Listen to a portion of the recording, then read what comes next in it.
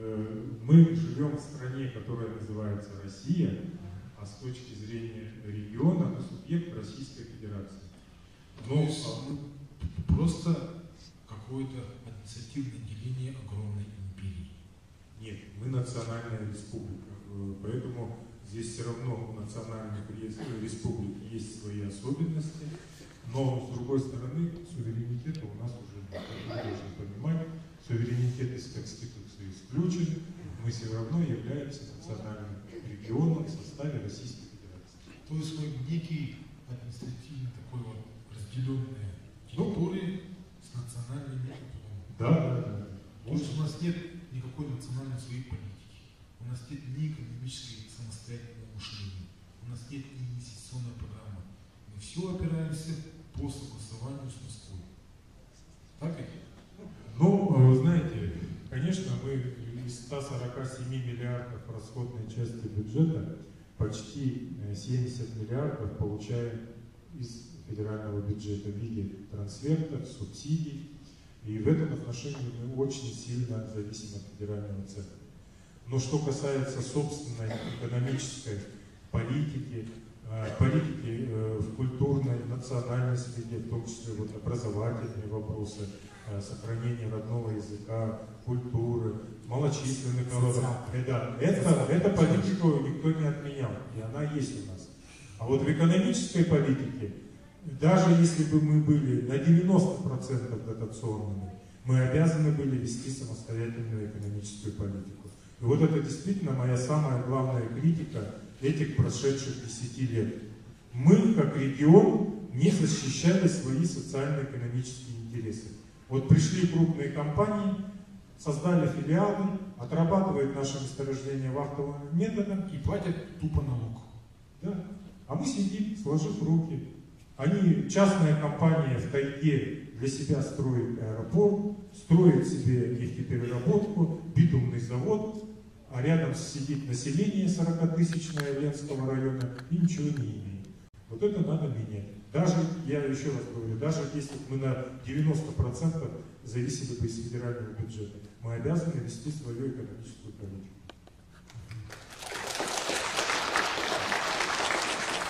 Очень хороший вопрос. Второй вопрос. Допустим, вы станете президентом Республики Саха-Якутия. Первый ваш рабочий день это начнется там прием огромного числа людей, там, благодарности, похвалы. Почему-то все люди признаются, что все голосовали, оказывается, за вас.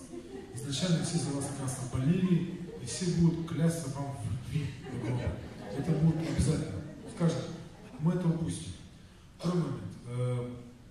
Мы все живем в вертикально интегрированной системе.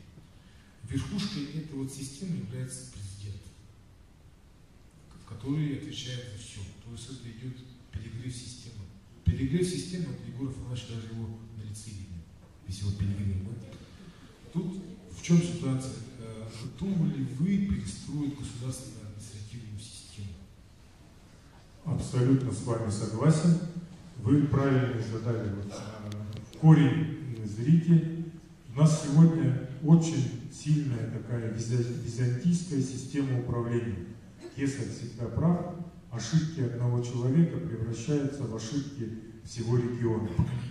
Да. Поэтому мы должны четко распределить полномочия. Первое, что я собираюсь сделать. Во-первых, восстановить все права и полномочия государственного парламента. Сделать его действительно независимым, контрольным органом, который будет контролировать действия Илдархана, действия правительства. Потому что общество должно влиять и контролировать исполнительную власть через своих депутатов. Это первое. Второе – это разграничение полномочий с органами местного самоуправления. Мы на сегодняшний день, к сожалению, тупо, извините меня за такое выражение, сконцентрировали все полномочия на республиканском уровне. На муниципальном уровне у нас остались что? Кладбище и свалка. Все. Туда мы выносим людей, сюда мы выносим мусор. Вот. Наоборот, мы должны максимально вернуть полномочия органам местного самоуправления. В городу Якутску я об этом уже говорил и ранее, и когда депутатом был, говорил о том, что мы вернем такие полномочия, как минимум, как здравоохранение. Часть вопросов, связанных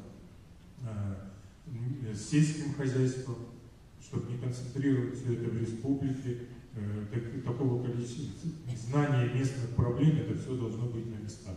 Поэтому будем обсуждать с городом, с депутатами городской думы, для того, чтобы сделать очень такое четкое разграничение полномочий.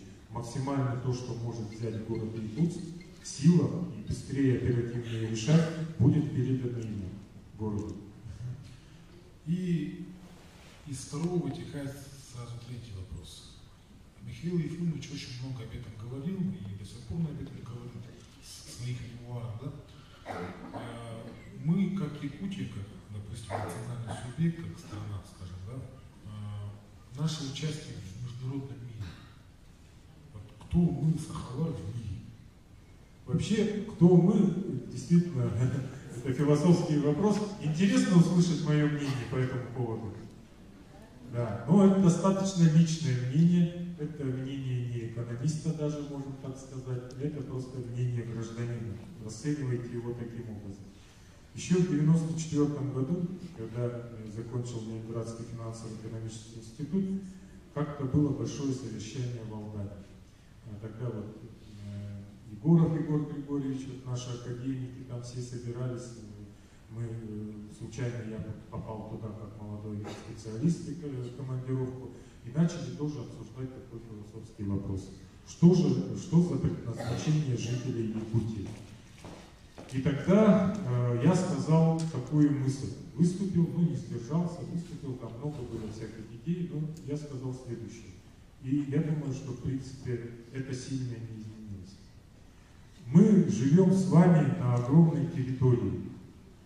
3 миллиона квадратных километров. А раньше эта территория была еще больше, потому что все, что начинается там с Сибири, с Западной Сибири, все это раньше называлось Якутская земля. Вот старые карты взять царских времен, это Якутская земля. Не было ни Магадана, ни Хабаровского края, ничего. Это была Якутская земля.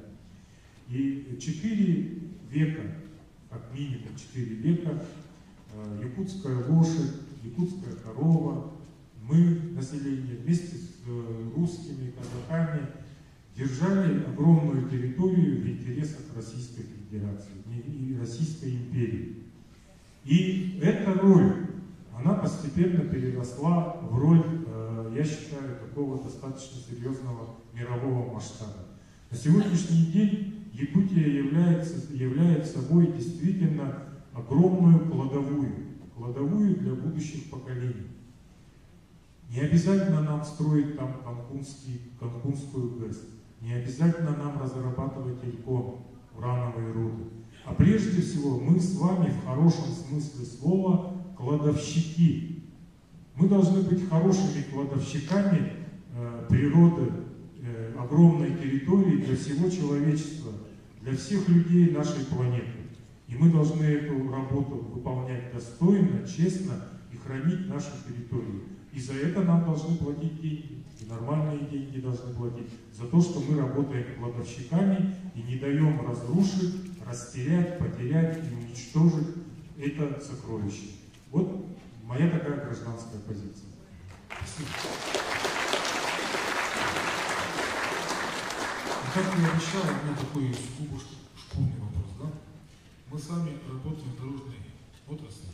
Так получилось, что в Якутию вливается огромные миллиарды инвестиций на обустройство дорог.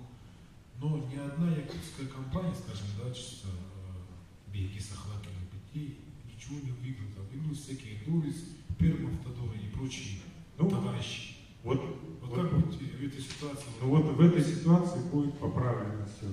Вы в курсе, что в 2010 году, когда я пришел в управление федеральной дороги в июль, я первым делом написал записку в адрес президента республики с предложением сформировать крупные предприятия автодорожной промышленности в Якутии.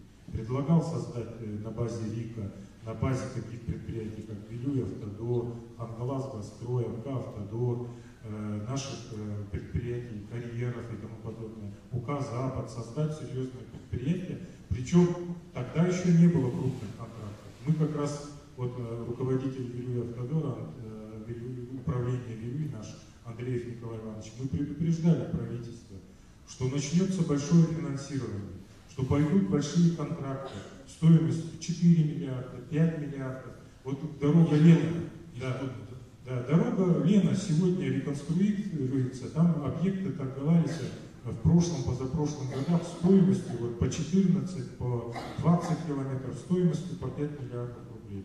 Естественно, ни одна наша компания, тот же Саха Автодор, Рахманин, или Якутгордорморстрой, там Максименко, у которых 100 миллионов, 50 миллионов еле-еле активы, они не могут теоретически даже участвовать и внести залог там 200 миллионов рублей за право участвовать в таких 5-миллиардных аукционах. Вот поэтому в 2010 году мы предупреждали об этом. Я лично писал эту записку. Пожалуйста, правительство, сформируйте серьезное предприятие. Придут большие федеральные деньги на дорогу Лена, на дорогу Колыма, на дорогу Вилюй. Где результат? Результат нулевой. В результате к нам на аукционы, на крупные подряды приходят Дорис, Перинторстрой, ЗАО, Труд, ЗПСМ, там, СРП и тому подобное. А потом они сами же не строят, они все отдают на субподряд, а деньги сливают, ЗАО Труд. Так что эта ситуация будет исправлена. Вот вместо того, чтобы республиканские инвестиционные компании строить торговый комплекс Туймада или Комдрагмету заниматься рестораном Аланхо, рестораном Пивной дом, мы будем создавать серьезные предприятия, которые будут, ну уж землю покопать. Надеюсь, мы сами-то можем или нет, в конце концов. Мы тут нефтью не можем заниматься, мы газом не можем заниматься, мы уже золотом не можем заниматься, но хоть землю-то копать-то мы можем или нет, в конце концов. Поэтому это дело будет поправлено, я вам обещаю.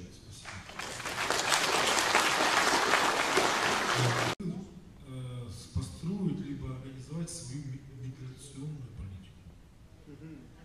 Миграционная политика, вот знаете что, к сожалению, да, миграционная политика это вещь действительно федеральная, но мы сами, как правительство, создаем эту проблему. Двумя путями создаем проблему, и их надо решать чисто организационно. Вот приезжаю в один УЛУС, не буду называть какой, чтобы не обижать людей. Глава УЛУСа радостно мне говорит о том, что они в этом году вводят 13 объектов. Гимназия, там, детский сад, спортивный зал и все такое. Ну, я, конечно, порадовался, только когда я подъезжал к зданию администрации, по дороге я увидел очень много людей, которые приехали с южных краев, работали. И я спросил у него: уважаемый глава, а вы все своими силами делаете? Он говорит: да нет, конечно нет, своими силами, у нас там есть там строительная компания, мелкая, все, пришлось перевести гастарбайтеров. Так вот, извините меня, почему правительство в одном УЛУСе в один год пытается построить 13 объектов? Может быть, они действительно нужны, но почему в других УЛУСах ничего не строится? В результате привозят гастарбайтеров, они забивают, потому что у них дешевая рабочая сила, дешевые материалы, они забивают, обрушивают экономику местных маленьких строительных компаний, они снимаются, уезжают, а что же завтра будет со своими рабочими? У них завтра уже работы не будет, послезавтра не будет. Правительство должно было бы не только строить объекты, лишь бы построить, оно должно было еще оценить потенциал в этом районе и сказать: давайте сделаем так, в этом году 3 объекта, в следующем году 3, в следующем году 4. И это будут делать ваши предприятия. Готовьтесь и работайте. Тогда бы и рабочие места, и налоговые платежи этому району были бы обеспечены. И не надо было бы завозить сотни рабочих мест извне. И потом просить дополнительные квоты. Вторая причина, по которой мы организационно не можем решить вопрос, это неумение пользоваться 44-м, ну раньше это был 93-й закон, сейчас 44-й закон, федеральная контрактная система. Вообще, когда вот приехал в Ленск, жалуются. Вот у нас детский сад отторговали, одна компания сбросила цены, все наши компании отказались дальше торговаться, потому что там падение было чуть ли не на 40%, рентабельности никакой нет, сказали, мы не будем работать, местные компании. Но почему-то никто не обратил внимания на статью в 44-м законе. Если цена падает ниже 15%, вот этот победитель должен сказать, а за счет чего он удешевил. Если он показал, что он удешевил за счет заработной платы, глава, грамотный глава, должен был сказать, мы снимаем твою заявку с аукциона, потому что ты хочешь привести гастарбайтеров, не платить подоходный налог у меня в районе. Иди гуляй. Если бы он показал, что он вместо качественных материалов хочет применить дешевые материалы, тоже снимается с аукциона. А вот если бы он сказал, что я привезу супер-пупер нано-лазерную установку, которая все сделает быстро и дешевле, тогда да, конечно, можно ему отдать аукцион. Поэтому неумение пользоваться 44-м законом, нежелание наших глав и руководителей министерств, ведомств, учреждений вести реальный контроль, соблюдать гарантийные сроки, получать настоящие банковские гарантии за выполнение подрядных работ. Вот это все и порождает, к сожалению, ситуацию, когда приезжает дешевая рабочая сила и остается. Дешевые материалы используются. Вот два направления, над которым надо работать.